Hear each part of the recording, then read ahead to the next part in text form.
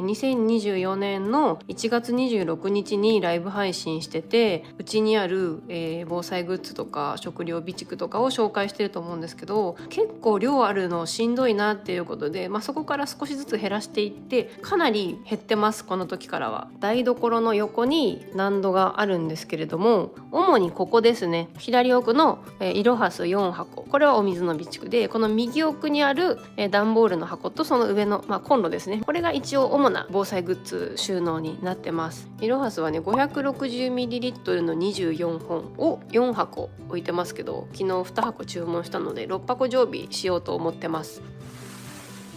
これ少し前に実は買い替えておりました。普通に無印良品のカセットコンロですね。こんな感じで新品同様のものをメルカリで購入しました。このイラスト可愛いですよね。このまま上に置いて収納してます、いつも。で、中の方を見ていきたいと思うんですが、こんな感じになっております。結構減ったと思うんですけど、減らしたのもあるし、各所に散らばったっていうものもありますね。手放したものと残したものの分けた基準っていうのがないと死ぬかどうかみたいな、絶対ないと死ぬわみたいなものは残してます。これは大事です。前に置いてたポータブル電源はコンセント挿すところがあったんですけど、よく考えたらさ、うちコンセント挿すようなものがそんなにないんですよね。じゃあ何のために持つのかってなった時に、スマホの充電をできたらいいよねってことで、コンセントがついてないものを選びました。34000ミリですね。なのでスマホがだいたい7回ぐらいですかね。1週間分だから充電できるよっていう感じになっております。で、これは実はここがランタンにもなるっていうね。おーチカチカ、こんな感じで照明代わりにもなるっていうのめちゃめちゃいいなと思いました。 SOS 機能もついております。チカチカ。コンセントがない分ね、すごい安かったんですよ。で、とってもついてるので持ち運びもできるよということで買い替えました。その上に載っていたこれ小型のラジオですね。スマホが充電できたとはいえ、電波塔倒れてスマホ通じねえですっていうことがあるらしいので、津波が来てますよっていう時にさ、情報入ってこないのは死ぬじゃんということで、これは残しております。これはさっきのカセットコンロの、カセットボンベですね。ちなみに私前ですね、カセットコンロ生活をしてたことがあるんだけど、4本で1ヶ月持ったので、4本あれば十分かなと思います。これ隣にあるのはツナなんですけど、これは賞味期限が長いのでこっちに置いてます。これはサニーのプライベートブランドのなんですけど、2026年10月31日、あと2年ぐらいありますね。これノンアルコールウェットティッシュ、これは無印良品のものなんですけど、6個か7個ぐらいありますね。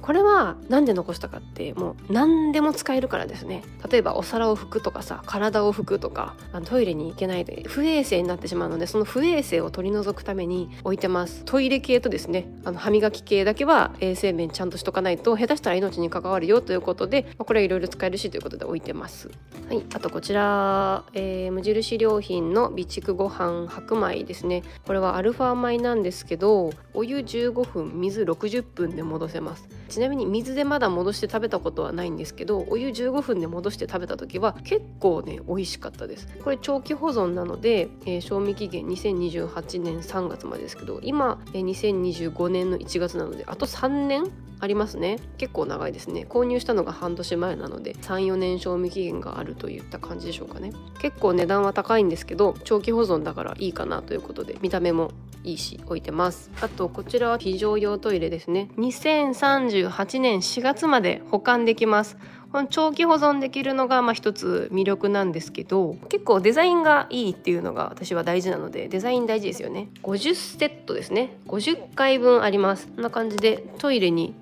かぶせて使うものになっています。お家のトイレでそのまま使えるってやつですね。これは結構楽天でいつも売り切れになってるぐらいの人気商品みたいですね。私は何よりもね、このコンパクトさと、量の多さ、保存期間の長さっていうところ、見た目もね可愛いしっていうところが気に入ってこれを購入しました。お家のトイレで使えるのもいいよね。あとはですね、上の段にも少し食料を多めに置いておりまして、まずここがレトルト食品です。サニーのお墨付きシリーズのカレーが縦に1列と、この上2つが、長期保存できるシリーズですね。かぼちゃスープとトマトスープ。こっちは長期保存とは書いてないですが、私が好きなので置いてます。はい、ヘルメット。台所ってうちの場合は家の真ん中だし、こうパッて開けれるじゃん。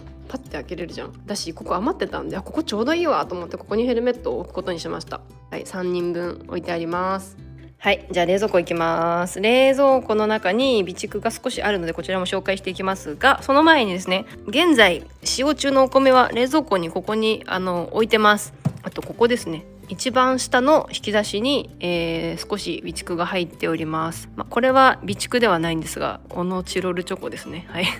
これはオフ会とかでお配りしております。これもねやばい、賞味期限が全部切れてるやん。はい、これはね栄養素がやっぱりたくさん含まれてるっていうことで買っておりました。これちょっと飲んでまた新しく買い直したいと思います。で、調整豆乳があるんですけど、牛乳は常温保存できないけど豆乳は常温保存できるのと、賞味期限が結構長いので常に置いてるんですけど、なんかさ、ふっとこう料理で牛乳が必要になったとかいう時は代わりに豆乳使ったりもするしね、普通に牛乳飲みてえと思ってないわって豆乳飲んだりすることもあるんだけど、詳しいことはわからないけど牛乳よりも飽和脂肪酸が少なくって栄養が結構まんべんなく取れるんじゃないかな。確かちょっとうろ覚えなんですけど、常に調整豆乳は置いてます。チョコレートはその場所を取らずに糖分ストックできるよねっていうところから置いてるんですけど、このシリーズが私結構好きなのでこれ置いてます。はい、あとこれですね、最後にグミサプリですね。私去年ですね栄養素について結構しっかり調べてこれを追加しました。